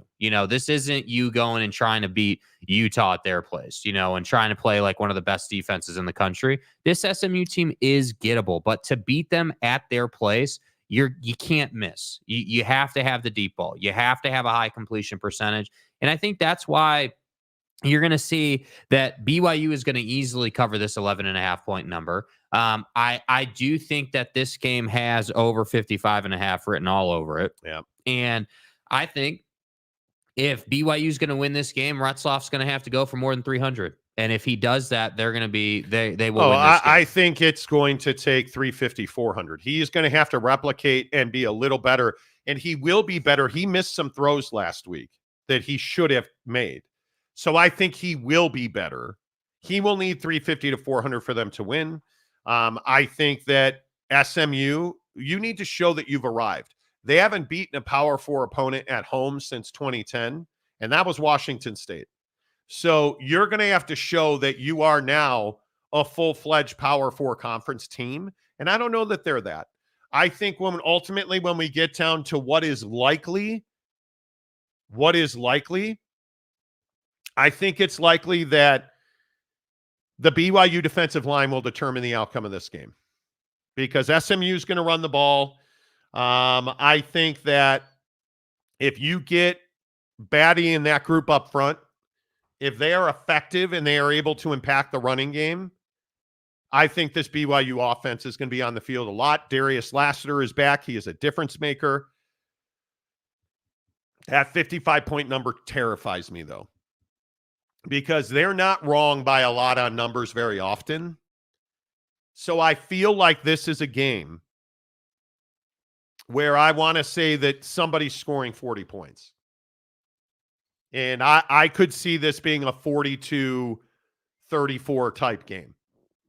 And I don't know how it would go under 55.5. Yeah, like, am I crazy about that? No, I agree that they don't usually get numbers like way wrong. Typically, like the boys in Vegas are in the neighborhood. On this one, this particular one, I do think they got this number wrong. This number should be closer to 65, in my opinion. And that's what I think you're going to see play out. I like this to be, what do I think is going to happen? I think BYU is going to win this game and surprise some people. I think it's going to be 38 points for BYU. I think SMU is going to be 31 to 35 points. It's going to be that close of a game, that style of game. And I agree with you. I think the defense is what ultimately puts BYU over the top. I do think there's a defensive score in this game for BYU, whether that's, a fumble recovery, taking it to the house or a pick six. There's going to be some kind of chaos caused by the BYU defense. And if that happens, they should win this game. Absolutely. I think it's 38-31. I think BYU wins. Obviously, they win outright. They're an 11.5-point dog. I think it's a BYU win and it goes over. Yeah. I don't know how this would not go over the 55.5. I mean, it's and wild. With Lassiter coming back, that's going to help. Yeah. James, I think BYU should be required to bring 5,000 cougar tails. Well, we don't traffic in women on this show, so I would kind of reset that take if I were you. Both teams have a crap defense, so go over on the points. I wouldn't say that BYU's got a crap defense. I don't. Tanner Plummer, Preston Stone's going to be shaking in his shorts once Tyler Batty rushes up the middle. How much dual quarterback situation do we see? I think it depends how much SMU's behind by. Because there's no doubt that Preston Stone's their starter. But you continue to hear out of SMU that they're going to play both guys. And I've always hated that. RX says BYU was 5-7 last year. This is a completely different BYU team. On the defensive side of the ball, certainly on the offensive side of the ball, with as dynamic as I think we saw Jake Retzlaff was in week one. Is he going to put up gaudy numbers every week? He's not. But against teams who can't cover, he's gonna. Mm-hmm. And he's gotten SIU, Southern Illinois, and I do believe that SMU has issues in the secondary. So I think I have to go. I've got to go way. I think 38-31 BYU wins. Mm-hmm. That's what I'll take. So, we'll see. Tanner Plummer, BYU is winning 40-37. Could be a thriller. ACC West Coast Commissioner Gumby. 41-24 BYU, boy. Well, that would be a statement. Yeah. That would be a statement if he did that. I think I'm going to take BYU. I think this is a huge game for BYU. Mm-hmm. It is. I think it's a Friday night. You're that exclusive game on ESPN2. Well, and you look at the season schedule, this is a game you need to win. This will go a long way to being huge. 7 wins this year. Huge. All right, Jake, are you ready? Let me single you up. Are you ready? Colorado at Nebraska, -7. Colorado 800, Nebraska 0.5. Saturday, 5:30, NBC. I almost said ESPN. 5:30. Yeah. NBC. Which way are you leaning on this game? Yeah, I want to say that Colorado's going to come out and deliver the goods. The problem is I think that Dylan Raiola is somebody who can throw the ball effectively and is somebody that's going to have a lot of success throwing into the secondary. And that's what I'm concerned about. I think that this is yet another game for Colorado, and I think this is how most of their games are going to go this year, but it's going to be yet another game for Colorado. It's going to be a high-scoring, punch each other in the face most of the night type game, and, the first one at 30 points is going to win the game. And, unfortunately for Colorado, the offensive line is better, but you're going to have to show me that going on the road, you're going to be able to, stop the run and just be decent on defense. Like you allowed North Dakota State to do pretty much what they wanted to do in the first half, and then obviously turned it on in the second half. So do I get second half Colorado defense or first half Colorado defense? So that's where I'm a little bit concerned. But again, things you can count on in this game. Shador's going to have a huge day. Travis Hunter's going to have a huge day. Things you can count on is the Colorado defensive line can't stop the run. Yeah. And I think as unbelievably dominant as Shador was against a really good defense last week against North Dakota State, North Dakota State exposed the fact that you can run through the gaps on that defensive line against Colorado. Yeah. And I think Dylan Raiola is a good quarterback who's largely untested. But do we really believe that Nebraska, who turned the ball over 4 times last year in Boulder, is going to do that same thing in Lincoln? I have a hard time believing that. Right. I think Shador Sanders has the 2 best wide receivers in the country, in Horn and Hunter, and they are going to score a lot of points. My biggest question is, can Colorado pressure the quarterback? Can Colorado stop the run? And I just don't believe that they can. And so I think some of the mistakes we saw last week out of Deion's club, are you telling me Shiloh is going to make that same mistake on the sideline again? Are you telling me they're going to be out of position again? I don't believe they will. I think this is a really well-coached Colorado team. But you can't overcome the lack of talent inside and in the middle of that defensive line. Mm-hmm. And I think that's ultimately why I think Nebraska wins the game. I think Shador's going to have 350. I think they're probably going to score 30 points. The problem is I think they're going to give up 40 points because I think if they get into this situation where they're constantly trailing by 3 or 7, mm-hmm. because that's what it feels like. You're asking Shador to make mistakes. You're asking him to take risks. And I think Colorado's offense is fine playing from behind, but not constantly and consistently. Mm-hmm. And we saw that last year when they were in all those close games that they lost to end the season. Little mistakes. They played in the most one-score games of any team in college football. Little mistakes that cost them games that we saw against North Dakota State that almost cost them that game. And I think Raiola in that running attack, I think it's just too good. I think Colorado loses this game. I think it could be a 38. This game could be 42-27 Nebraska, or it could be 38-34 Nebraska. I don't see a scenario where Colorado can win the game unless Raiola just loses his composure. Yeah, well, and I think that you're not going to fix the defensive line issues at Colorado overnight, and it's just something they're going to have to deal with. But what you can do is be a lot more disciplined in your secondary and at linebacker.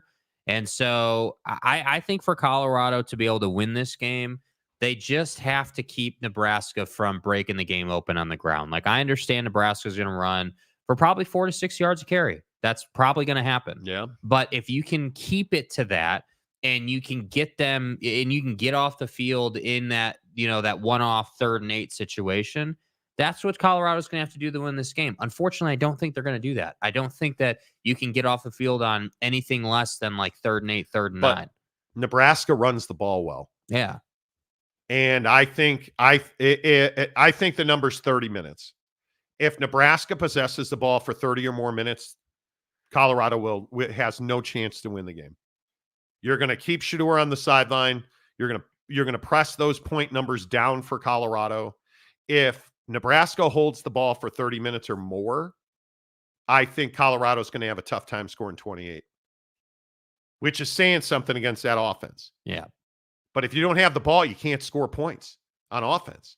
So that's the big thing. What is the time of possession going to look like in this football game? And I think I have to really favor Nebraska just because they're going to run the football well. I'm also really curious to see how the Colorado offensive line plays because it played much better. It still was not very good. Yeah, and that's the thing. I think the offense is volatile, meaning that, hey, like you're not going to, like for Colorado, you're not going to possess the ball for 30 minutes in this game. That's not happening because you're a big play offense that strikes quickly. So if you've got, 6 plays, 60 yards, 3 minutes, like you're going to see a big discrepancy in time of possession. And that's why I say I just think, you have to go with Nebraska in this game. I agree. I struggle to see Nebraska scoring more than 35 points, though, because if you're running the football a lot, you're not going to put up a ton of points, right? You're going to eat clock. You're going to be methodical. So that, to me, would say, hey, 35 or less for Nebraska, and I think it's 30 or less for Colorado. So like 35-28, 35-24, something like that for this game. That's what I would expect. 30. Okay, pick one. What do you think it's going to be? What do you think the final score I think the final score is going to be 35-28. That's what I think. Okay. 35-28. I'm not far off that. I'm not far off that. Boy, that's really interesting that 35-28. Because you can't have it both ways. It can't be, hey, Nebraska's going to run the ball a lot, but also put up 40. That's the problem. So if you're going to possess it for 30 minutes, that means you were running it effectively. That means you were eating a lot of clock. All right, 35-28 seems reasonable. Where do you guys come down on this game? Colorado, Tanner Plummer, 31-24. Colorado is getting the upset. Okay. Mike Smith, top-rated OT coming out. Yes, but the O-line still has issues right now. I think they're starting pretty much different players at the O-line. Yeah, I think that your biggest question here is, can you keep Shedeur Sanders clean for 3.5 seconds? And I think Matt Rule is a really, really good coach, and I don't think they'll allow him to do that. Yeah. James, Nebraska will play well enough to show that they are better than last year. Oh, I think they're already better than last year. Raiola is better than anything they had last year. I think Chrissy, 41-17 Colorado. Yeah, see, I don't think Colorado can afford to have that kind of game. When you look at the schedule, you look at the morale on the team, you have a thriller last week that you're able to overcome and win that game. You go on the road for the first time in the year and you get your ass beat 41-17. That's not going to bode well. Yeah, that would be really tough. Yeah. That would be holy cow. I cannot imagine 41-17. Yeah. Yeah. What is that even? Can you imagine what that looks like? Red Wine says 40-20 Nebraska. That's more likely, in my opinion. That is more likely. Much more likely. But hey, that's what I think. Welcome to the nightmare. 34-21 Nebraska. 27-41 Nebraska, 41-27. I like the NFL defense is much harder to dial in unless you are in the SEC. Right. Disagree with that. Don't disagree with that at all. Can't unhear it, Keith. What did you say? Just think of the chunks. Hey, you guys. You mean the Nebraska go big red? Go big red. Yeah, do you guys remember Tanner Mangum beating Nebraska with that heave? Oh my God. Chrissy, I would like to see Matt Rule run 3-3-5 defense again. He's got to have that's a tough defense to run if you don't have talent at all three levels. And you better have speed, bro. That's a tough defense to run. But that's just me. RX, Matt Rule and a true freshman. Yeah, Raiola's a freshman. Exactly right. ACC West Commissioner Gumby, 41-24 Nebraska. Boy, I think everybody's on Nebraska. SMU 35, BYU 31. Colorado 31, Nebraska 28, Utah 41, Baylor 31. Man, you're being real nice about that Baylor offense. I think you are. I think you are. You're being real nice. Speaking of which, let's get to it. Baylor at Utah, 14.5 points. But here's one of those games where the line is huge, but the over is small, 56.5, with Utah favored by 14.5, 1:30 Fox tomorrow. Yeah. What do you make of how optimistic are you about Utah's offense?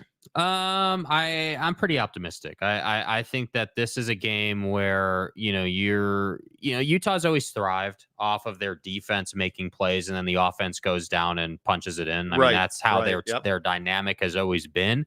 But this is going to be one that you should definitely watch as a college football fan, because this is college football playoff implications, in my opinion. Big time. If Utah comes out and, again, I don't view them as a 40-point offense consistently, but if they come out and they're 35 points and they hold Baylor to like 17, that's a dominant performance. Yeah, you can get that number at 17 points for Utah. Yeah, and I was looking too, and that over-under number you were just talking about, I'm seeing it as low as 54.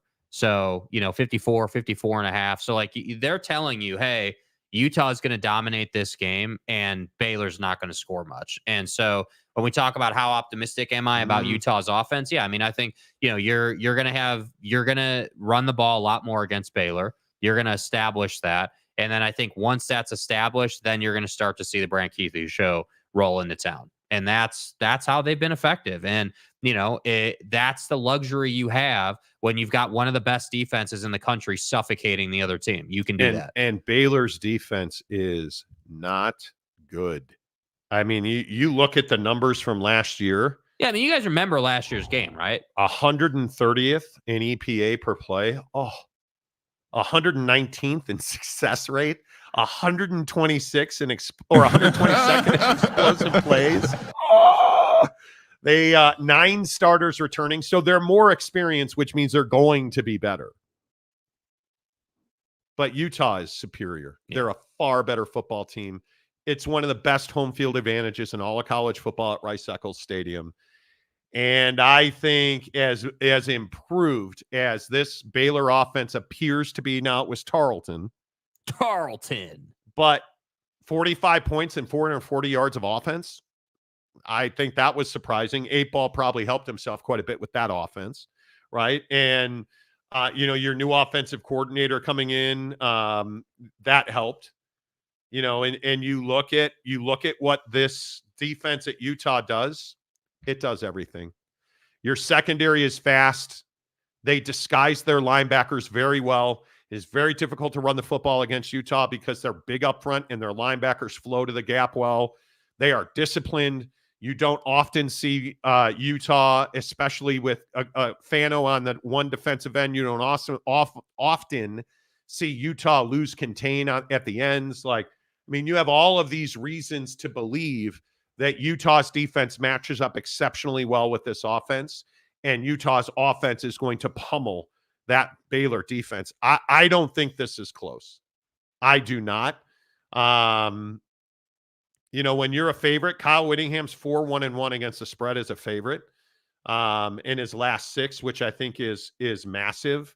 Utah 11-4 against the spread in its last 15 games. So historically, they've covered. I think this is going to be an indictment or a revelation on the Baylor offensive line. I don't like anything about this for Baylor. No, I really do not. And I want to. I do. Well, not really. I think they should have fired Dave Aranda, and this game's going to remind us why. This game's going to remind us why. Mr. Clean shouldn't be the head coach of Baylor. And what? I think this is going to be a very tough game.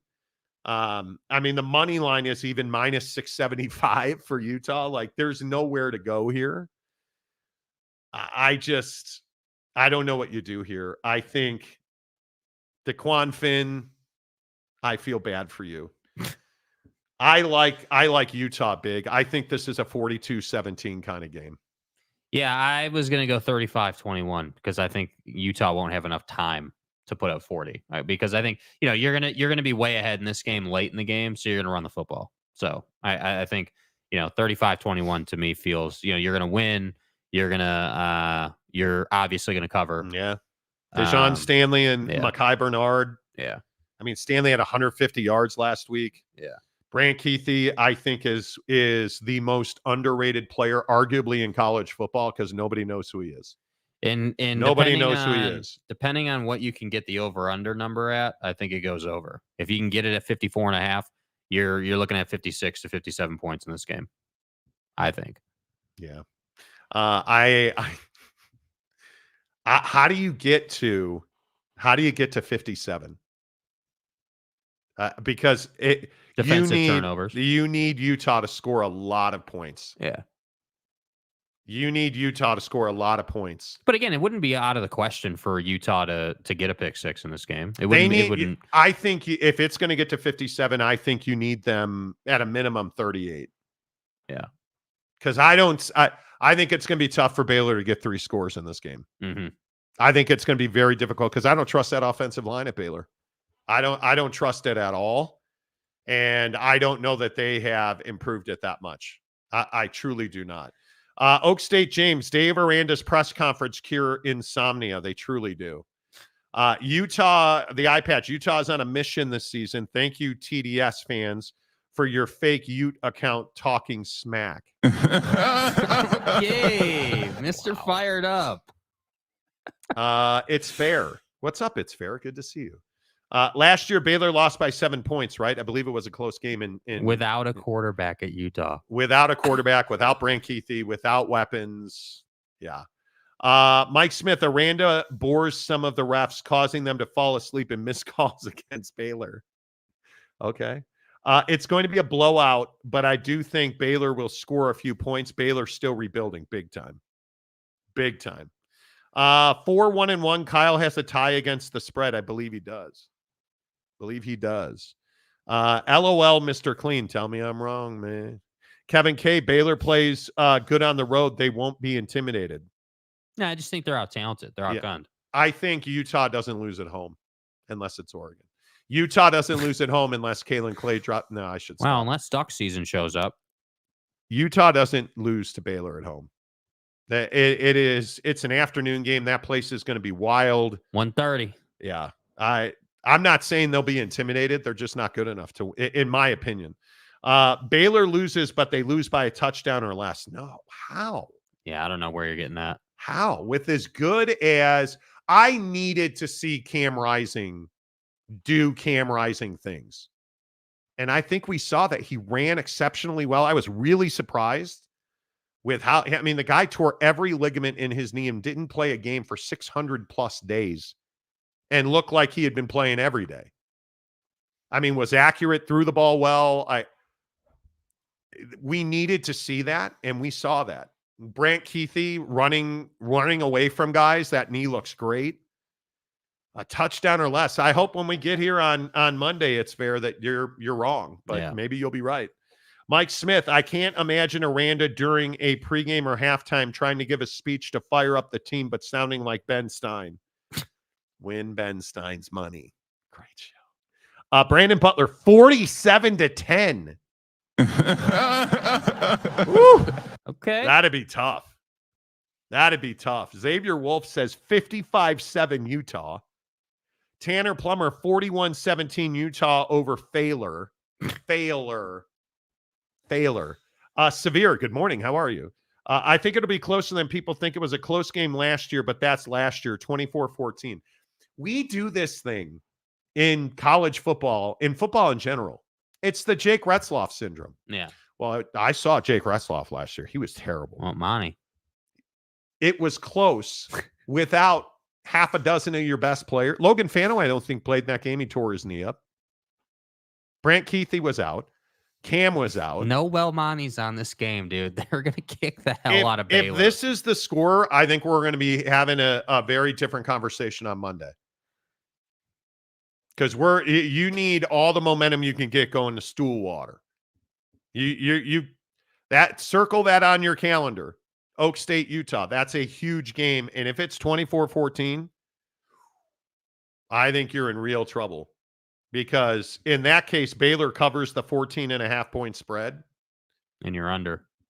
I can't see that happening. It's fair. So much hate over the city of Dallas and those Baylor Bears. I don't hate Baylor. They're just not good. They're not good. They're not talented. I just...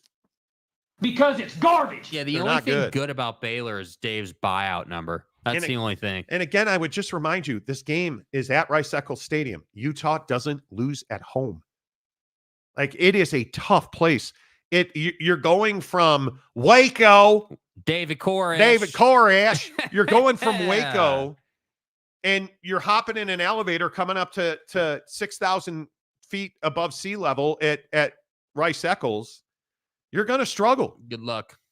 And my question is, does Utah come out and punch you in the face and you never recover? Because I think that is a very likely scenario. I think that if you come out, Baylor has to take the lead. You got to get the ball first and you got to score. You have to. Mm-hmm. Yeah. You have to. So much hate over the city of Dallas and those, but I would also point out that Baylor is in Waco. But, thank you. Baylor doesn't have any sauce. Okay. Brandon Butler, I don't see Baylor being able to put up the points on the U at RES. I think that's a great point. And I feel like they need to make a statement that they are a different team than last year. I think they do. Welcome to Sack Lake City, bud. Right? Like, it is very difficult to come in here and execute offensively. The muss is going to be popping. You and I both know that. Baylor's 20 points, dude. I'm just telling you guys now. It's 20 points. That's their over-under number as a team this week. Yeah. We'll see.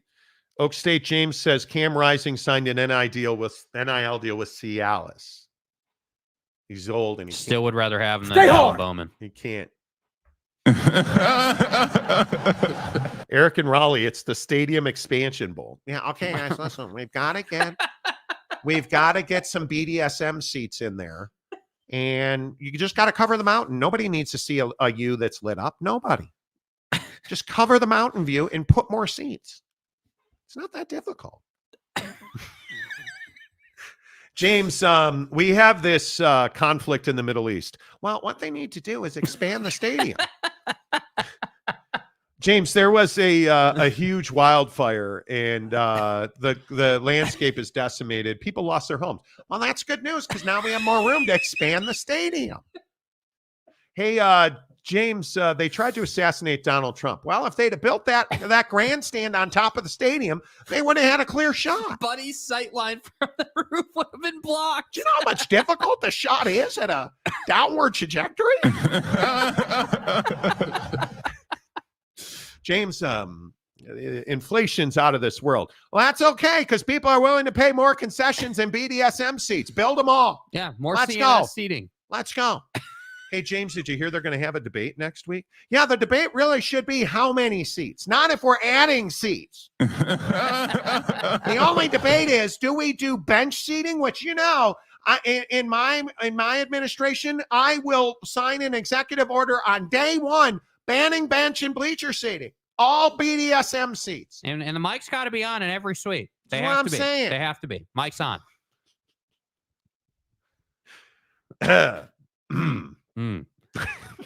Oh shit. We are absolutely torturing Oak State James right now. ACC West Coast Gumby and lower concession price. In my administration, we're going to cut the cost of a Buc-ee's barbecue sandwich right in half on day one. Monty, we're making the grandstand great again. Come on. Oh my God.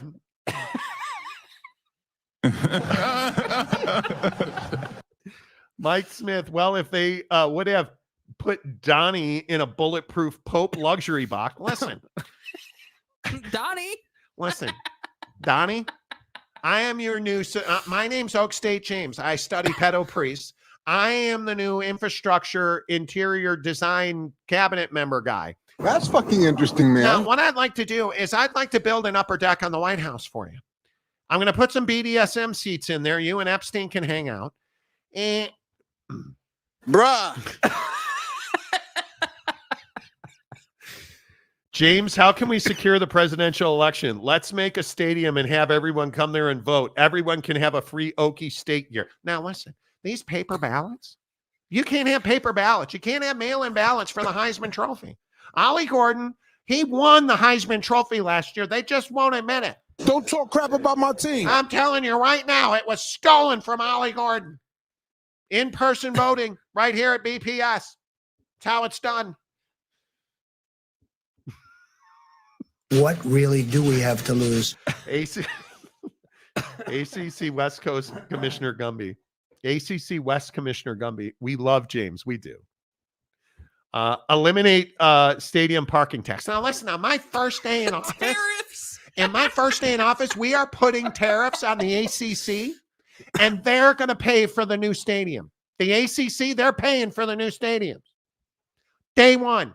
No parking costs because we're putting a tariff on Greg Skanky. He's paying for your parking. Period.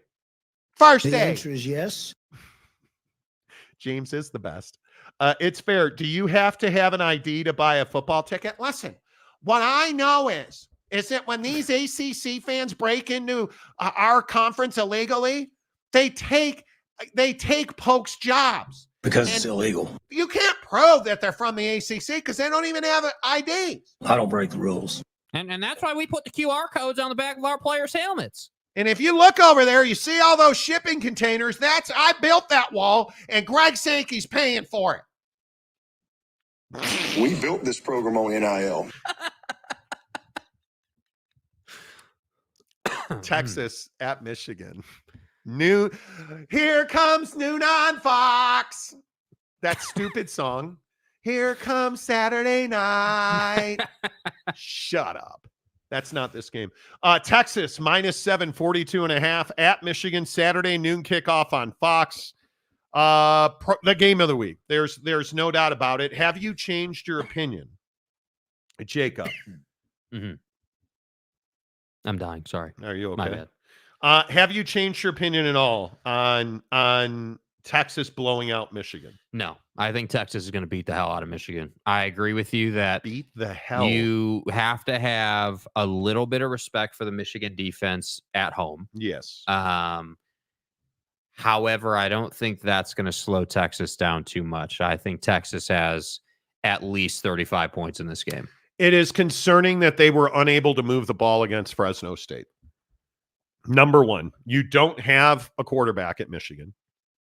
You have a pretty stellar running back room, but the offensive line looked a little suspect, in my opinion. Mm-hmm. I think the Michigan defense is still stout. It's got weapons. It's a top 10 unit, 12 unit in the country. I think Texas represents something that is enormous. They beat a very good Colorado State team, and it was never a game. Colorado State never got close. There was never a moment where you believe they would lose this game. Right. And Colorado State is a good football program. Do you believe? The problem here is Michigan's defense was just good, not great at all on any level last week. And you are going from Fresno State to one of the most dynamic and dangerous offenses in the country. And I don't know how you fix that. I don't know what you do. If you are Michigan, you can't just simply plug in better players to compete with the ability of Texas to keep Quinn Ewers upright. That is the biggest thing to me here. I think if Michigan's defense wants to make a point, prove a point. Come out and prove a point in this game. Prove a point that you are still that team that is tough to deal with. You're physical up front. You can cover. You can take away the tight end underneath. That you are going to force them to run after the catch. Show me that you're still that Michigan defense that can do that. Mm-hmm. And I think then you have a chance of winning the game. Yeah. And, again, that's why when you ask me, hey, have I changed out on it all? No, I haven't. I think I just think that, again, just like with Utah, this is a college football playoff implications kind of game where, if you're Texas, you've got a huge opportunity here where people still believe Michigan, while they're not the same team they were last year, obviously, from a talent perspective, that they're still a quality team, that they're still a good team that's going to be tough to beat at home. And for me, I just think that's not a correct diagnosis. I think that Michigan's not explosive. I think that they are going to struggle mightily to move the ball in this game. And I think that they are in danger of this turning into a blowout. Now, how do we avoid that? Okay, well, Michigan can avoid that by running the football in this game. But again, I don't think they can even do that because I think Texas is really elite on defense. They're fast, they're physical, they want to meet you at the point of attack. Like, they're ready. Yeah. And so that's what I struggle with in this game. My take is not that Michigan just sucks and they're awful and they're terrible. And that's not what I'm saying at all. What I'm saying is that I think playing against Texas, you just don't have the same level of talent. And that's why I think, this to me is 35 points for Texas. That's what I think. The conversation is less about Michigan and more about Texas. Just how many points is Texas going to score in this game? That's what I think you have to figure out when you pick this game. Well, you allowed Mikey Keene to throw for 235, 22 of 36 for 235 yards. Fresno could not run the ball.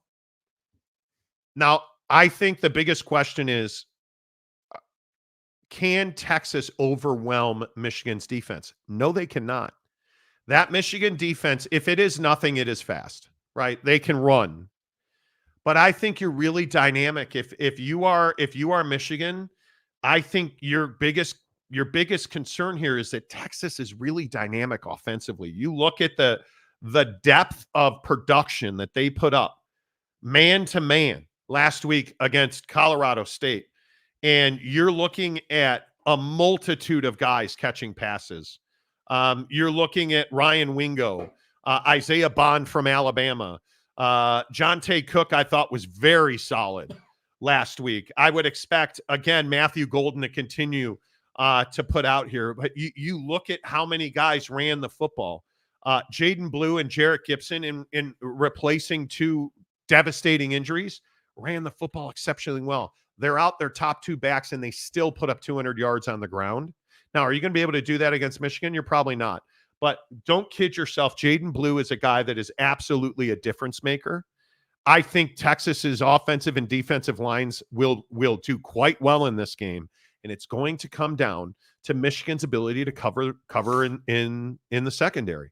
And I just don't know that they can cover with this depth of talent, because if Quinn Ewers and let's say that if Quinn Ewers averages 10 yards of completion, this game will not be close. Mm-hmm. It will not be close. And if we are getting, Texas running for, I think if Texas runs for more than 4 yards a carry, this game won't be close. Yeah. Because you're going to have to bring backers closer to the line, which you don't want to do if you're Michigan. On the flip side of that, I just have no idea what to believe about the quarterback room at Michigan. Because I just don't feel like either guy, especially not Orji. There's nothing there right now. Yeah, they're just. I think one way to say it is they're not explosive in the quarterback room. They're not like you don't have a quarterback there that's just going to blow your doors off, and that's where again, I'm just telling you, man. Like you're playing a Texas team that will go over the top. They'll run the football and grind you out if they have to. They'll play the throw it in the flat game, screen game type offense. They can do those things. And that's why I say I'm sorry, Michigan fan, but Texas is a better team than you are. And the only way that Texas loses this game is if Quinn Ewers doesn't take care of the football. If he has a strip sack and fumbles and turns it over. If he throws a pick six. If he just doesn't have a good day. That's the only way this is a game. But if Texas comes out and does what they've consistently done the last season and a half or so, I'm telling you, this is going to be more than a 7-point game for Texas. This is going to be 10 to 14 points, in my opinion, because Texas can score with the best of them. And it's a little surprising that you have a guy in Davis Warren who just looks so average. Yeah. As a senior, he's experienced, right? And now all of a sudden you're getting your shot, and you just came out and you looked average. 118 yards, a touchdown, and a pick with a 33 QBR. That's why this game's not going to be close. And I think that Texas's defense is good. I think they are fast. I think they can cover. And I don't think it's going to matter because Quinn Ewers is elite. That Texas offensive line looks really stout. It's going to be fascinating to watch and see how this game develops and what patterns come out of the initial 3 possessions for each team, because that's where the game's going to be won and lost. The 4th possession forward is where this game will be determined. And I think it's going to be very interesting to see how much of this and where we end up with this. Lamont Tucker, Michigan 27-20 over Texas. Now, you're a Michigan fan, Lamont. Yeah. That's a likely score. That's a very likely score. SMU 35, BYU 31. I agree Jake is a good quarterback, but so isn't Preston Stone. He's got Texas 41, Michigan 21, and Utah 41, Baylor 31. Okay. All right. Damian Fowler, can you give a prediction on the 1A state game? No. I have 5 minutes. I don't think I can. No. But thank you for being a member of the show for 10 minutes. Brandon Butler gifted 10 Monty Show memberships. Maybe we need to revive Giving Friday. Yeah. Maybe we need to revive Giving Friday. Appreciate that. By the way, really quickly, because I know I agree we have to go. If you're playing Prize Picks, a lot of good opportunities this week in college football. I agree. Quinn Ewers is 243.5. Travis Hunter, you can get an adjustable line where you can raise or lower the number on Prize Picks. His standard line is 87.5 receiving yards, less or more. You can drop that down to a Goblin and get it at 49.5, which is basically an auto win. And Shador Sanders, 315.5, which I think is a very reasonable number on the road when you know they're going to be behind. So you're playing Prize Picks this week. A lot of good opportunities. Well, there you go. There you go. Where are you at? What's your final prediction on Michigan? I think Texas is going to excel. I think it's going to be 35-24 Texas. Okay. 35-24 Texas. Yeah. Yeah. 35 points at home for a pretty solid defense seems light. 24 points seems too much. I think it's 28-10 Texas. Okay. And I think this game is largely decided in the third quarter. Wasn't the over-under number like 42 in this game, right? The over-under on this game, where is it? 42.5. So, that's pretty in alignment. Yeah, 28-10. It's in alignment. I think it's 28-10. Yeah.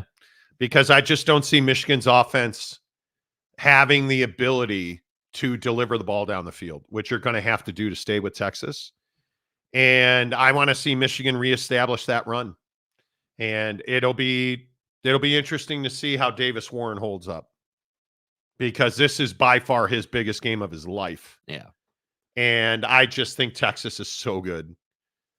And hey, maybe we get a surprise out of that Michigan defense. Again, I think it's probably a top 12 to 15 unit, really, if I'm being honest. Look at what this team did against a Bama defense on the road. A defense. Nick Saban-led defense. A really talented defense. So that's why I'm saying I just, it's hard for me to be like, yeah, Michigan's going to hang with Texas. That's hard for me to see from a pure football perspective. Yeah, I agree. A couple more before we got to get out of here. Let's see. Tanner Plummer, 30-22 Texas, the lesser of two evils. Okay. Justin Bemis, Tanner, look at you. Exactly right. To which Tanner says, horns down, Justin. Haters, bro. Absolute Amazing. Haters, bro. Amazing. The Monty Show is always presented by The Advocates at theadvocates.com. Plan for the worst. Be ready. I know that sounds terrible, but if you're out riding your bike, if you're out trying to get one last great ride, you only got a couple of weekends left on the motorcycle, please be careful. Please, if you're driving in cars this weekend, give motorcycles the space they need. If the worst happens, be ready. The Advocates, waiting for you 24/7, 365. You can chat with an injury attorney live online at theadvocates.com, where you never pay a penny out of pocket. You don't pay the Advocates unless and until they win your case. theadvocates.com. Tell them you heard about it on the Monty Show. Until Monday, say goodbye, Jake. Goodbye, Jake.